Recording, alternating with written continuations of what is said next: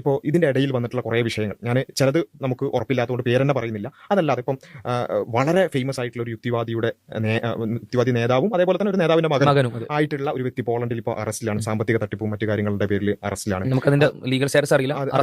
അതെ, അത്തരത്തിലുള്ള സംഭവമുണ്ട്. അതേപോലെ തന്നെ പിന്നെ എറണാകുളത്ത് ഒരു സാമ്പത്തിക തട്ടിപ്പുമായിട്ട് ബന്ധപ്പെട്ട് അങ്ങോട്ടും ഇങ്ങോട്ടുള്ള കുറച്ച് യുക്തിവാദികളുടെ ഇടയിലുള്ള പ്രശ്നങ്ങൾ.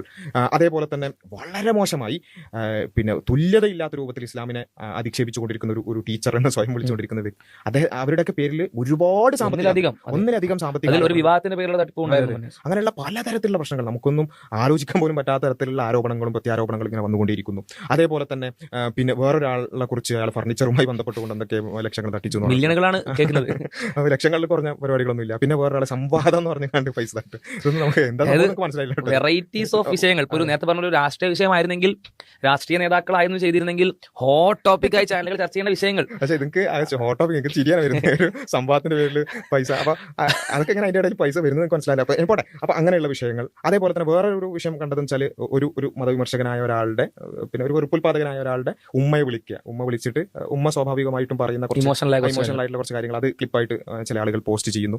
അപ്പൊ അതിന്റെയൊക്കെ ശരി തെറ്റുകൾ വേറെ തന്നെയാണ് കേട്ടോ. അത് ചെയ്യുന്നത് ശരിയാണെന്നുള്ള കാര്യത്തിൽ. അപ്പൊ എന്തായാലും ഇങ്ങനെയുള്ള ഒരുപാട് സംഭവങ്ങൾ ഇപ്പൊ ഈ ഞാൻ പറഞ്ഞത് ഏതാനും 1-2 മാസത്തിനുള്ളിൽ മാത്രം സംഭവിച്ചിട്ടുള്ള ഒരു കാര്യം. ഇത് നടന്നിട്ട് കുറച്ച് കാലമല്ല, ഇപ്പൊ ഒരു 2-3 മാസമായി ഈ ചർച്ചകൾ നടക്കുന്നു. നമ്മൾ അതിനിടയിലും ഒരുപാട് വീഡിയോകൾ ചെയ്തിട്ടുണ്ട്, ഒരുപാട് ചർച്ചകൾ നടത്തിയിട്ടുണ്ട്, ലൈവ് നടത്തിയിട്ടുണ്ട്.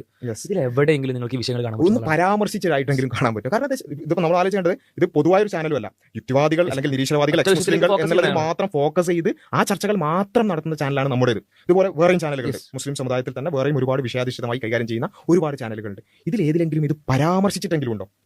ശരിക്കും എന്താ സംഭവം? നമ്മളിപ്പോ ഈ വിഷയം ഇവിടെ പറയാൻ തന്നെ കാരണം നേരത്തെ പറഞ്ഞ പോലെ തന്നെ ഇവരുണ്ടാക്കിയിരിക്കുന്ന നെറേറ്റീവാണ്. ഞങ്ങൾ എല്ലാവരും പേഴ്സണലി അറ്റാക്ക് ചെയ്യുന്നു, ഉമ്മത്തും ഞങ്ങൾക്കെതിരാണ്, ഞങ്ങളെ പേഴ്സണലി തകർക്കാനാണ് ഉമ്മത്ത് നിൽക്കുന്നുള്ള ഈ ഒരു നെറേറ്റീവ് പ്രതികരിക്കാൻ വേണ്ടി മാത്രമാണ് ഈ വിഷയം പരാമർശിക്കാൻ ചെയ്യുന്നത്. അപ്പോൾ ഇത് ഒന്ന് ആലോചിക്കുക. നമുക്ക് വേണമെങ്കിൽ ഇപ്പോൾ ആളുകൾക്കൊന്ന് ചിന്തിക്കാവുന്ന ഒരു കാര്യമാണ്, ഞങ്ങളുടെ ലക്ഷ്യം അല്ലെങ്കിൽ നമ്മുടെ ലക്ഷ്യം എന്ന് പറയുന്നത് യുക്തിവാദികൾ എങ്ങനെയെങ്കിലും താറടിക്കുക, അതിന്റെ മെറിറ്റോ മറ്റു കാര്യങ്ങളൊന്നും നോക്കാതെ എങ്ങനെയെങ്കിലും അവരെ മോശമാക്കുക എന്നതായിരുന്നു ഉദ്ദേശം എന്നുണ്ടെങ്കിൽ ഈ പറഞ്ഞ ഓരോ വീഡിയോ ആക്കാം, ഓരോ വീഡിയോ എന്നല്ല മാസങ്ങളോളം ചർച്ച ചെയ്യാൻ പറ്റുന്ന കാര്യങ്ങളാണ് ഇതെല്ലാം.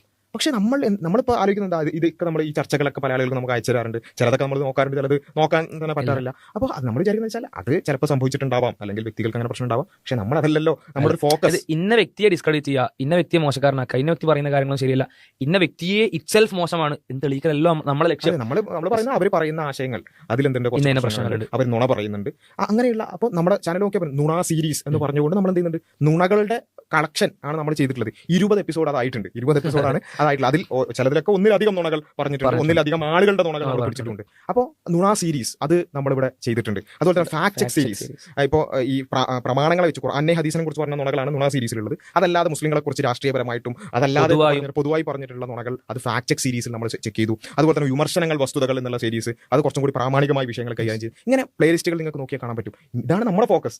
അതിന് തന്നെ സമയം കിട്ടാത്തതിന്റെ